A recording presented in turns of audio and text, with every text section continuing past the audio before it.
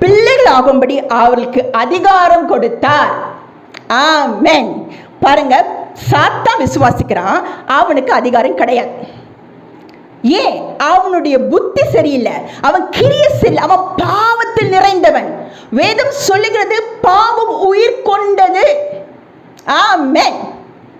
பாவம் எப்போ உயிர் கொண்டு தெரியுங்களா? அவன் யார் தெரியுங்களா? பாவத்தில் நிறைந்தவன். சரிங்களா? ஆதியாகமத்தில் எழுதப்பட்டிருக்கிறது, அவன் தந்திரம் உள்ளவன், தந்திரமாக சர்ப்பத்துக்குள்ள நுழைஞ்சிட்டான். அப்ப கூட பாவம் உயிர் கொள்ளலைங்க. சாத்தான் மனிதனோடு பேசும் பொழுது, ஏவாளோடு பேசும் பொழுது பாவம் உயிர் கொண்டது. சாத்தான் கிட்ட பாவம் இருக்கிறதுக்கு அது செத்தது. ஆமென். ஹல்லேலூயா.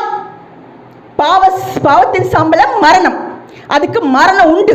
ஆனால் அந்த பாவம் மக்களோடு தொடர்பு கொள்ளும் பொழுது, மக்களோடு பேசும்போது அது உயிர் கொண்டது. அப்போ ஒரு மனிதனுக்குள்ள பாவத்தை அவன் என்ன பண்றான்? விதைக்கிறான். ஹல்லேலூயா. பரிசுத்தமான தேவன் படைத்த நம்மை, நம்முடைய சரீரத்தை, நம்முடைய ஆவி ஆத்மாவை அவன் கெடுக்க அவன் பாவத்தை விதைக்கிறான். ஏனென்றால் எல்லாம் கெட்டு போடும். எனக்கு மட்டும் என்ன அவர் தள்ளிவிட்டார்? யாருங்க? பரலோகத்தின் தேவன் தள்ளிவிட்டார் சாத்தான, லூசிஃபர். அவன் யார் தெரியுங்களா? அவன் வேதம் சொல்லி அதிகாலை மகனாகிய விடிவெளியே. அவன் மார்னிங் சன், கூலா இருப்பான். அவனுக்கு டென்ஷன் இல்லைங்க, அவன் உணர்ச்சி வசப்பட மாட்டான், அவன் பலவீனர் இல்லை, அவன் காமா இருப்பான். பாவம், அதாங்க பாவம். பாவத்துக்கு ஒரு உயிர் வந்துச்சுங்க.